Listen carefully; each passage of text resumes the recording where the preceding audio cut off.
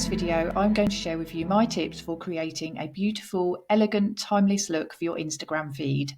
So recently, in my membership called the Timeless Brand Society, I shared with my members a new template that I created for them, which is to help them to visually plan their Instagram feeds. And since we've had these new changes with Instagram, where our posts are now 4:5 ratio instead of the square ratio, I thought, you know what, I think I'm going to completely revamp my feed as well, because my feed had started to look a little bit stale and I wasn't really showcasing what I had to offer in the membership. So in this video, I show you how I redesigned my feed and some tips if you also want to get that lovely, elegant, timeless look. I really hope you find these tips helpful. So let's get started. So what I noticed was when I went into coaching about branding and creative business and sort of completely pivoted, what I did was I completely changed how I created my posts. So I used to have lots of really lovely, if I go right back, lots of really lovely, I had a much prettier feed before I went into the coaching side. So when I was still creating wedding stationery and branding for clients, my feed was much more design led and it was much more aesthetically pleasing. And for some reason, when I went into sort of coaching about these things, I didn't really stick to my values and I started to create posts that were not aligned to my values. So if I show you my values, I have got elegance, timelessness, excellence in design mainly, visionary, attention to details. And I completely wasn't showcasing my values in how I showed up on in my social media. And this is why it's so important when you're creating your posts and your content, try to tie in your values with how you show up visually online as well.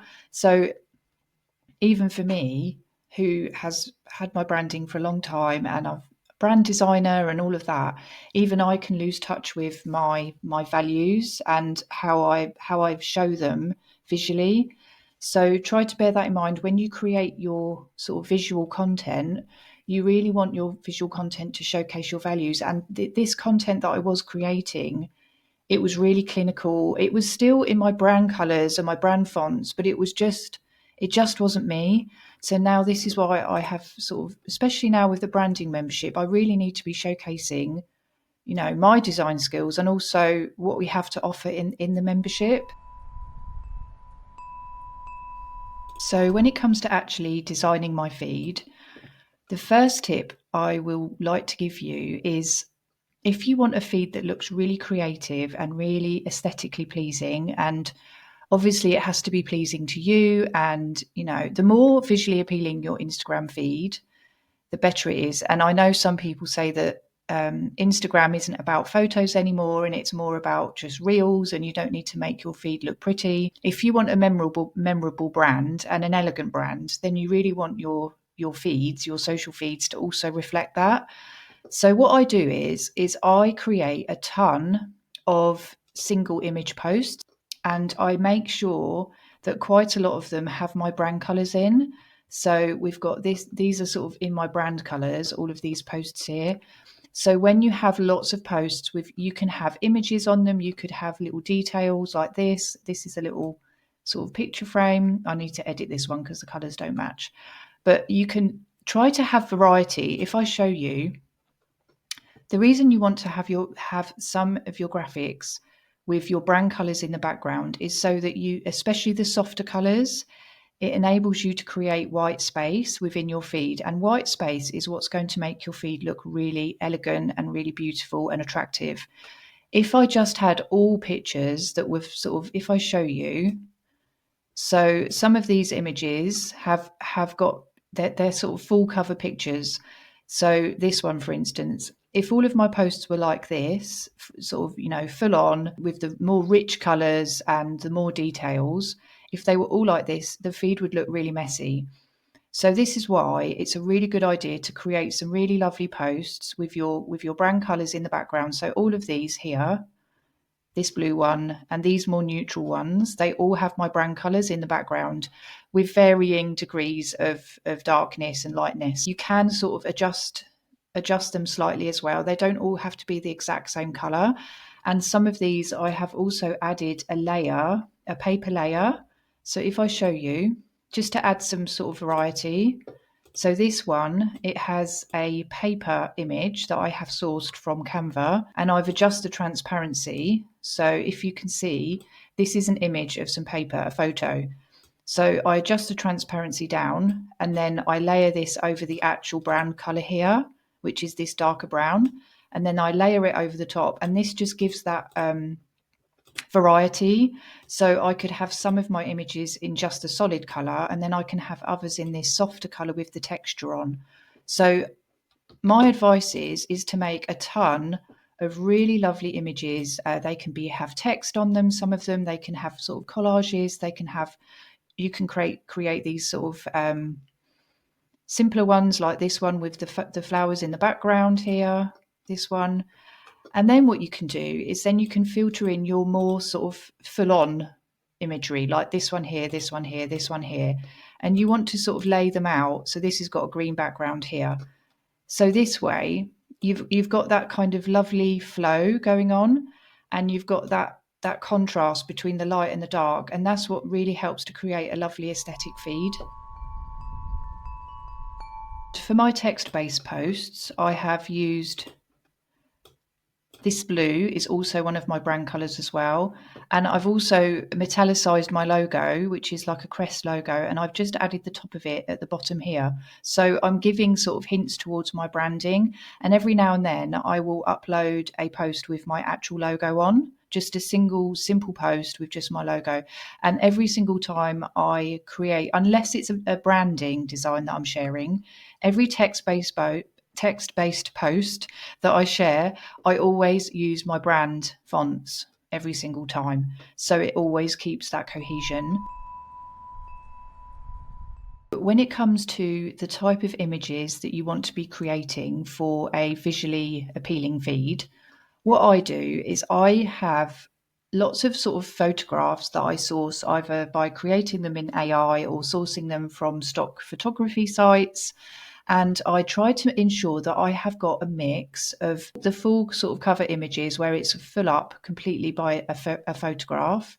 But some of them I try to keep really simple. So I might choose a image with just a really simple, clear background and just one small item on there. And I should have uploaded one to show you what I mean, but maybe just a simple little bowl or something with lots of white space. And then I also have my images, which are the more colourful, bold images like this one. And this is a collage, but it's a good example. This is just, completely to the edges, full of colour and, details. So I have a mix of the two. I'll have simple images with lots of white space. And I'll also have the more vibrant, colourful, impactful type of images. And then when it comes to graphics, I like to do a similar thing. So for the graphics like this one, I have got a small detail here with the envelope, but then I've got the full color background here. But then I've also got the simpler ones where I've just got a plain background, and then I've got a sort of more simple design detail here. And then if you have a good mix, and then I've obviously got my text-based posts as well, which are quite simple too. If you have a good mix of those styles of sort of images, so a good variety, the more you have, the easier it will be to design your feed. Because even for me today, this morning, when I was designing this feed, I had already pre-created a ton of imagery.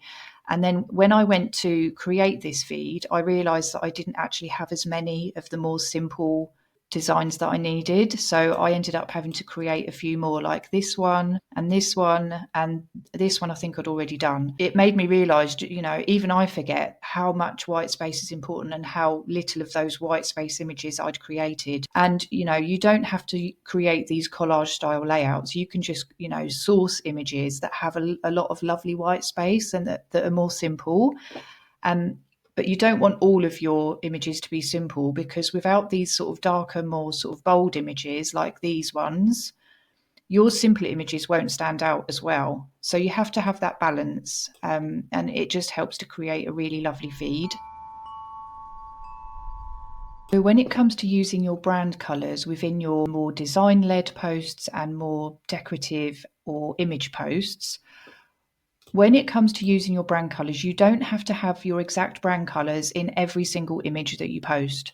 I have made sure that I've created these text-based posts with my brand colours in, and these sort of, more white space-based posts as well. They have my brand colours in, and all the other ones around it, they don't need to have your brand colours in. The most important thing is that the colours aren't too far away from your brand colours and that they don't clash with your brand colours.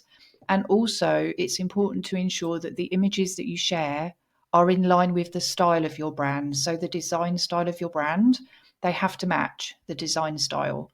Because if you have lots of different design styles, then it's going to look messy and confused, and it's going to confuse your audience as well. What I do now is I visually plan my feed. So I don't plan it depending on what the content is that I'm creating, unless I'm planning a launch or I have a new lead magnet or something like that that I want to promote.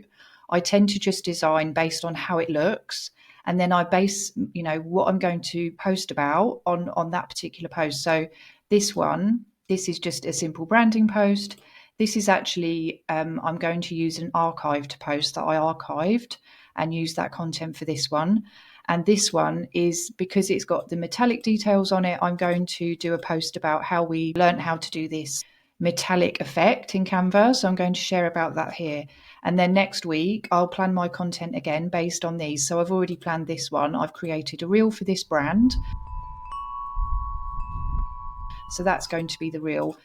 For the reels as well, I always create covers that are going to match my brand, because some of my brandings that I've created for the membership don't match my brand, and they don't match my brand colors, and they wouldn't match my feed. So for those branding reels, I always create a cover that matches with my brand aesthetic. And then obviously when someone watches the reel, they'll see this lovely branding with the, maybe the more vibrant colors and things. But at least my feed still looks like my brand, and it still is cohesive. So that's how I plan. I don't really plan it until I've created my visual look, and then I start to plan my posts based on the images in that feed. And then obviously, like I said, if you're having a launch or something like that, then obviously you'll probably want to plan it a little more carefully. And then what I do is, now that I've created this feed, so I've filled it up, so this will last me a good 4 or 5 weeks. What I've done is I've duplicated this so that when I go to create my next feed, I have got this as a guide to sort of guide me on how to do the next batch, so that it always looks consistent and it flows really nicely. But I will adjust it slightly, and obviously I will use new images as well, but I will try to keep the layout very similar, because I've got this kind of checkerboard effect here. So I've got the dark ones here and then the light ones here.